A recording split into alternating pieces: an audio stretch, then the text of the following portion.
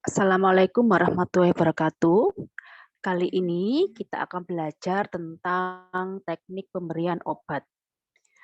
Sebagai seorang perawat, teknik ini sangat penting karena berbagai macam dari obat yang akan diberikan oleh resep dari dokter, mitra dari seorang perawat, tim medis dari seorang perawat, maka kita harus mengetahui betul bagaimana teknik pemberian obat, baik itu teknik yang parenteral maupun non-parenteral.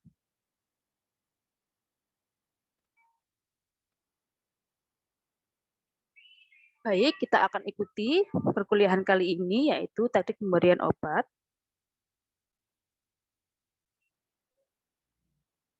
Pertama, pemberian obat per oral. Jadi, banyak sekali obat-obat yang diberikan secara oral atau lewat mulut ya.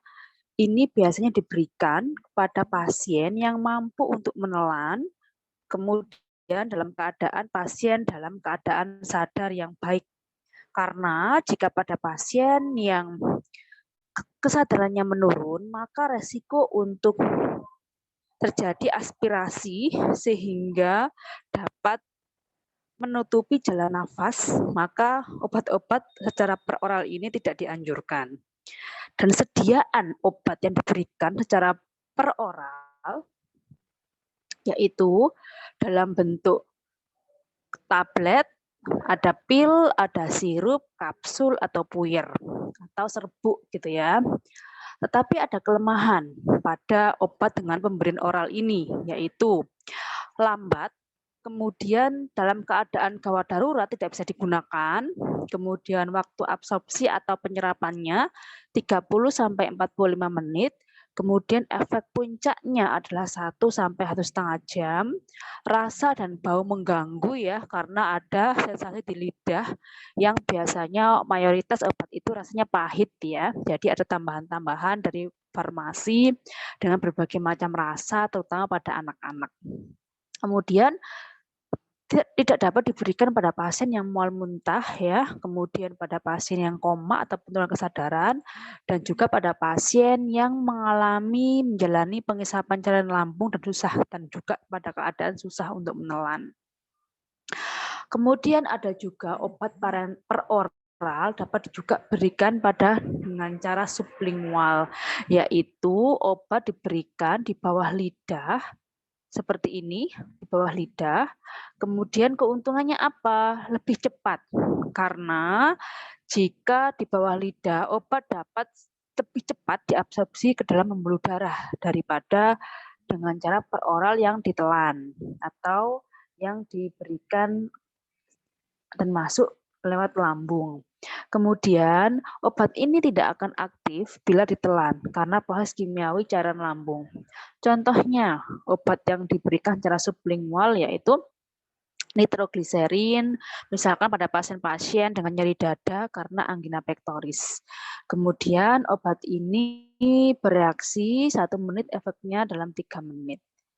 Kemudian ini adalah contohnya obat-obat, biasanya orang-orang dengan angina pectoris atau orang dengan gangguan jantung, maka obat ini diberikan di bawah lidah agar lebih mempercepat, harapannya penyerapan obat ini ke dalam pembuluh darah lebih cepat, sehingga angina pectoris bisa segera tertangani. Ada obat diberikan secara bukal, yaitu obat diletakkan antara gigi dengan selaput lendir pada pipi bagian dalam. Kemudian sama seperti sublingual bisa hancur sendiri ya. Kemudian diabsorpsi, jarang dilakukan, tapi ada. Misalkan pada obat-obat yang mengandung hormon, kemudian enzim. Misalkan untuk memberi oksitosin guna meningkatkan tonus otot. Ini contohnya obat yang diberikan secara bukal, jadi diberikan antara gigi dan bagian mukosa pipi bagian dalam. Tapi jarang ya, tapi ada.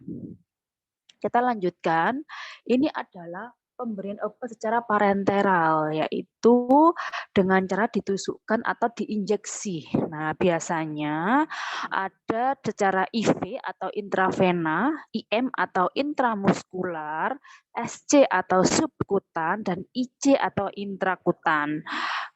Kelebihan dari pemberian obat ini yaitu lebih cepat pemberian oralnya, kemudian ada kelemahannya yaitu merusak kulit, kemudian bisa menimbulkan nyeri pada pasien, bisa ada kemungkinan salah tusuk dan juga lebih mahal karena yang melakukan pun harus tenaga medis, misalkan seorang perawat, dokter dan sebagainya. Biasanya pasien-pasien yang dalam jangka waktu lama bisa, tetapi harus dengan pelatihan khusus, misalkan pada obat-obat pemberian insulin yang harus diinjeksikan. Pasien harus bisa untuk melakukan sendiri atau keluarga ya. Nah, ini adalah alat yang digunakan untuk pemberian obat yaitu secara injeksi yaitu SPIT atau SPUIT atau SPET atau suntikan gitu ya orang awam.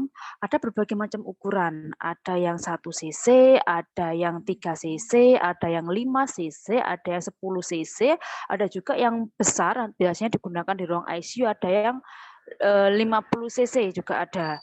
Biasanya obat-obat yang dengan dosis yang kecil yang harus dengan alat khusus juga ada. Tetapi yang lazim digunakan adalah ini ya, 1 cc, 3 cc, 5 dan 10. Ada 3 bagian pada SPUIT, yaitu ada bagian ujungnya atau jarum, ada tabungnya yang berisi obat, cairan obat dan juga pendorong atau pelangernya. Bahannya dari kaca atau plastik, tapi yang untuk saat ini banyaknya plastik ya. Kemudian dari penggunaannya ada yang bagian untuk SPUIT untuk standar hipodermik, ada yang untuk insulin, ada juga untuk tes tuberkulin atau tes tuberkulosis. Nah, ukuran panjang jarum ada yang 1,27 cm sampai 12, cm. Sedangkan besarnya ada yang 14 sampai 28. Semakin besar nomornya, maka semakin kecil diameternya. Itu patokannya untuk ukuran jarum. Kemudian ini adalah salah satu contoh injeksi adalah injeksi subkutan atau SC, yaitu jarum ditusukkan di bawah kulit pada jaringan lemak atau konektif, tidak boleh dilakukan pada area yang nyeri, merah, ada pleuritis atau edema. Misalkan obat-obat yang diberikan subkutan adalah obat-obat preoperasi, narkotika, ada insulin dan juga heparin. Ada juga beberapa obat-obatan, misalkan obat-obat untuk vaksin gitu ya. Jadi kita lihat obat ini rutenya bagaimana, apakah injeksi SC, IM, atau yang lain. Kemudian untuk penggunaan injeksi subkutaneus dalam jangka waktu lama, maka diberikan secara rotasi. Nanti akan saya jelaskan gambarnya. Posisi jarumnya adalah 45 derajat dari permukaan kulit. Contohnya pada jangka waktu panjang adalah contoh penggunaan insulin. Akan jangka waktu lama, bertahun-tahun, maka pasien harus bisa. Perawat wajib untuk memberikan pelatihan khusus untuk injeksi insulin ini. Areanya pada lengan bagian atas, bagian luar, paha bagian dalam, perut, area skapula, ventrogluteal, dan dorsogluteal. Kita lanjutkan dulu. Injeksi IM atau intramuskular ini bertujuannya untuk memasukkan obat dengan cara menusukkan pada jaringan otot, kemudian obatnya lebih banyak daripada subkutan, kemudian absorpsi lebih cepat daripada subkutan karena banyaknya suplai darah di otot tubuh, kemudian dapat mencegah atau mengurangi iritasi obat karena kadang obat itu masuk pada kulit itu ada rasa takut ya. Kemudian posisi jarum 90 derajat atau lurus. Nah, ini adalah lokasi-lokasi untuk injeksi intramuskular, yaitu satu adalah deltoid. Jadi 3 jari dari pangkal lengan atas bagian luar daerah sini ya, akromion sini ada tulang menonjol di lengan atas, kemudian Anda letakkan 3 jari Anda secara vertikal. Nah, ini adalah letak injeksi intramuskular. Nah, ini juga bisa untuk injeksi intramuskular.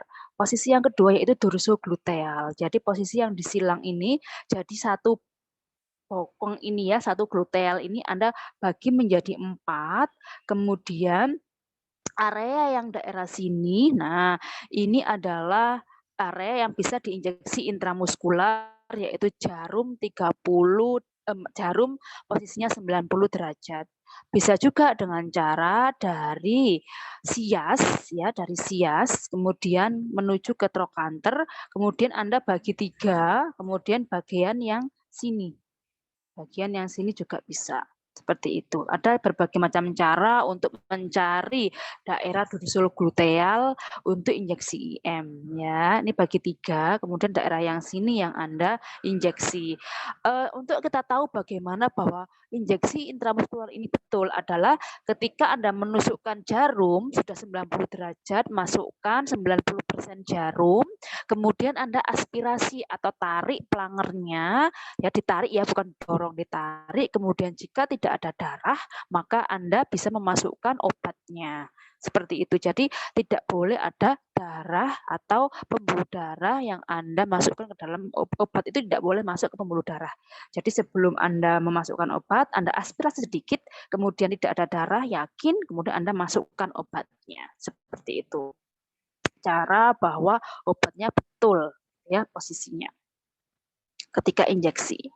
Kemudian di sini satu lagi yaitu posisi ventrogluteal, yaitu menarik garis bayangan dari spina iliaca, kemudian spina iliaca posterior superior, ini ya, spina iliaca anterior superior menuju trochanter besar, injeksi pada daerah lateral dan superior terhadap garis bayangan. Di sini juga bisa pada ventrogluteal site, yang ini yang tadi supragluteal site, ya, yang sebelumnya ini.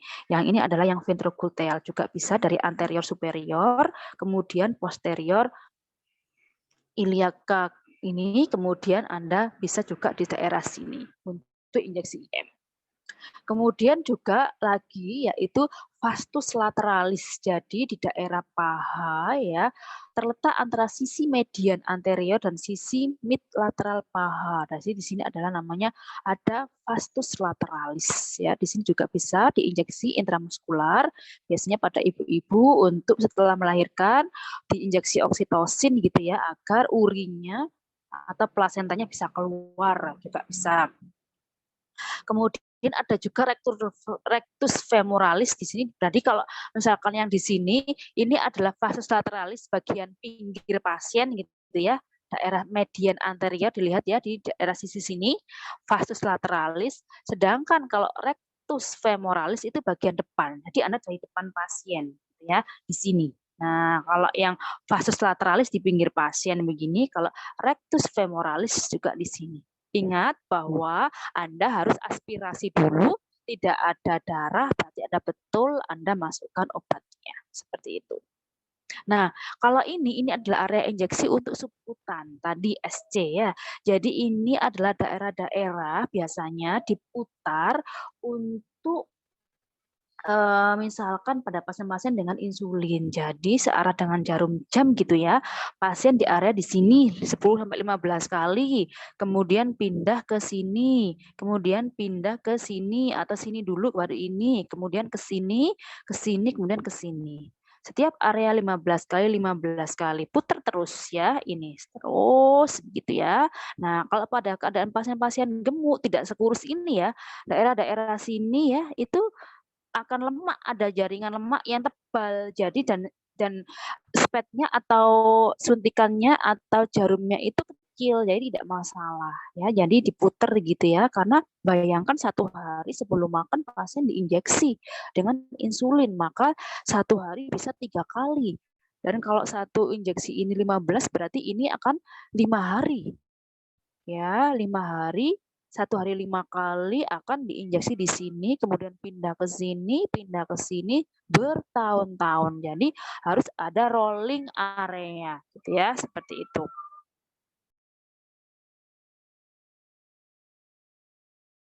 Selanjutnya yaitu injeksi IC atau intrakutan. Nah, ini ada yang mengatakan bahwa injeksi ini yang paling sakit ya, karena ini sangat tipis ya, jarum ditusukkan pada lapisan dermis atau di bawah epidermis, digunakan misalkan untuk tes tuberkulin, ada tes alergi obat tertentu, ada vaksin, misalkan vaksin-vaksin untuk mencegah tuberkulosis ya, kemudian bisa juga anestesi lokal. Areanya bisa bagian dalam, ada dada bagian dalam, punggung, area skapula ya, bagian lengan ya dan sebagainya. Posisi jarum 15 sampai 20 derajat kita lihat areanya ya, tidak saklek begini ya. Kemudian ada juga injeksi IV. Nah, ini adalah obatnya sangat bereaksi untuk obat yang cepat. Misalkan pada kasus-kasus gawat darurat. Kemudian bisa diinjeksi pada vena ya, bisa vena basilica atau vena cephalica pada lengan. Ini contohnya. Kemudian dianjurkan menggunakan handscoon ya karena kemungkinan darah. Nah, kalau injeksi-injeksi yang sebelumnya itu kalau diaspirasi tidak ada darah, wajib. Tapi kalau pada IV ini ketika diaspirasi wajib keluar darah karena Anda akan memasukkan obat ke dalam pembuluh darah vena. Jadi kalau Anda memasukkan obat ke dalam pembuluh darah vena, ketika diaspirasi keluar darah berarti betul ya. Jadi itu bedanya. Ini kita harus tahu, diaspirasi keluar darah berarti betul. Nah, ini adalah contoh ya, posisi jarum, ini adalah ketika injeksi intramuskular, kemudian ini injeksi subkutan atau SC, subkutanius, dan ini injeksi subdermal, intradermal ya, ketika untuk injeksi-injeksi untuk tes tuberkulin dan sebagainya. Dan ini adalah ujung jarum, obatnya itu masuk sampai lapisan-lapisan dari keterangan dari gambar. Nah, ini juga contohnya yang lagi. Kemudian ada lagi obat pemberian dengan cara topikal atau dioleskan.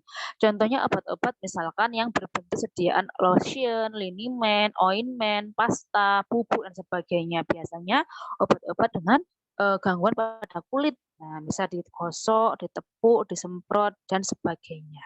Atau ionoforesis misalkan dengan adanya tambahan-tambahan dengan alat-alat yang mengandung listrik ya, itu juga bisa. Misalkan pada klinik-klinik kecantikan misalkan ya, obatnya dioles, kemudian ada alatnya untuk ada magnetnya atau ada listriknya gitu ya, agar bisa meresap lebih masuk ke dalam kulitnya.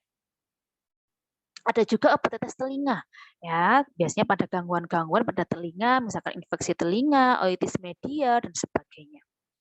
Nah, ini ada juga obat yang diberikan pada tetes mata. Nah, misalkan obat-obat untuk konjungtivitis, misalkan obat-obat yang peradangan pada konjungtiva, misalkan ya, dan sebagainya. Ini adalah contoh obat yang diberikan pada tetes mata. Kemudian ada juga obat yang tetes hidung. Nah, tapi jarang ya, tapi ada. Misalkan obat-obat untuk astringen, yaitu mengkerutkan selaput lendir yang bengkak, atau misalkan ada sinus dan sebagainya. Nah, ada juga obat yang diberikan melalui vagina. Misalkan karena adanya iritasi pada vagina. Tujuannya apa? Untuk antimikroba, mengeluarkan kotoran dari vagina, mencegah perdarahan, mengurangi peradangan, dan sebagainya. Jadi ini obat diberikan masuk ke dalam vagina pada wanita ya. Biasanya obat-obat untuk peradangan pada wanita, pada vagina. Nah, tujuannya apa? Misalkan mengobati infeksi, adanya mengurangi rasa nyeri, untuk irigasi dan sebagainya ya. Kemudian ada juga obat yang diberikan lewat rektum atau lewat anus. Nah, biasanya untuk enema. Cairan enema atau cairan ini biasanya untuk pembersihan lambung, pembersihan lambung, tapi dimasukkan lewat anus atau dubur, biasanya dilakukan sebelum operasi, pre-op gitu ya. Atau namanya obat adalah dengan cara supositoria. Nah, atau juga obat penurun panas, misalkan obat-obat penurun panas pada anak-anak yang dia ada mual, muntah. Nah, maka ada alternatif diberikan obat penurun panas dengan cara supositoria juga bisa. Jadi keuntungannya apa? Tidak menyebabkan iritasi pada saluran cerna atas, kemudian bisa juga ada beberapa obat yang diabsorpsi lebih baik daripada dengan cara yang lain. Nah, pasien dimiringkan gitu ya, kemudian perawat menggunakan sarung tangan bersih, kemudian obat dimasukkan. Nah, ini prinsip pemberian obat enema dan supositoria ini adalah untuk mencegah peristaltik, jadi agar reaksi obat itu maksimal. gitu ya. Karena kalau dalam masuk ke pencernaan maka tidak maksimal, maka dimasukkan lewat suppositoria ini atau lewat anus ini. Kemudian misalkan retensi enema dilakukan setelah pasien BAB ya atau buang air besar. Kemudian setelah pasien miring, kemudian dimasukkan obatnya, kemudian disuruh terlentang 30 menit setelah pemberian enema. Nah, ini cara pemberian obat enema ya. Obat enema ini disimpan dalam kulkas ya, lemari es, karena ada lapisannya. Kalau dalam suhu ruangan, dia akan meleleh. Maka harus dimasukkan ke dalam lemari es. Ketika diberikan kepada pasien, maka dibuka, kemudian dimasukkan ke anus pasien, maka obat itu akan meleleh sesuai dengan suhu tubuh pada pasien tersebut. Gitu. Nah, kemudian terapi panas dingin dan kompres, yaitu kita harus tahu bahwa hipotalamuslah yang mengatur panas dan dingin. Kemudian pembuluh darah, kemudian ada perangsangan dari kulit. Nah, maka dilakukanlah terapi dingin yaitu dengan kantung es atau dengan kompres es, misalkan pada mata, pada cedera kepala, cedera sakit kepala, pencabutan gigi, nyeri, atau misalkan pada kebiruan pada kulit gitu ya. Nah, seperti itu.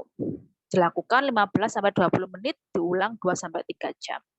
Kemudian ada juga dengan mandi alkohol atau mandi busa dingin ya untuk menurunkan suhu tubuh. Kemudian direndam anggota badannya 5 menit untuk bokong dan untuk punggung 5-10 menit, atau misalkan pada rendam duduk, misalkan pada pasien dengan hemoroid misalkan ya, itu juga bisa. Ada juga terapi panas, ini untuk mempertimbangkan keadaan kulit ya, bagaimana kulit yang suhu yang bisa digunakan hangat ya 34-7 derajat atau panas. Oke, terima kasih. Anda sebagai seorang perawat harus paham tentang pemberian obat ini karena ini sangat berguna sekali nanti Anda ketika di klinik, dan juga Anda akan harus betul terutama penggunaan atau rute pemberian obat yang secara invasif atau injeksi atau disuntik, karena ini sangat berbahaya jika tidak dilakukan dengan betul. Ya, semoga kita menjadi seorang perawat yang baik dan mampu melakukan asuhan keperawatan, tindakan keperawatan. Salah satunya adalah pemberian obat dengan cara yang betul dan caring yang harus diutamakan. Baik, terima kasih. Assalamualaikum warahmatullahi wabarakatuh.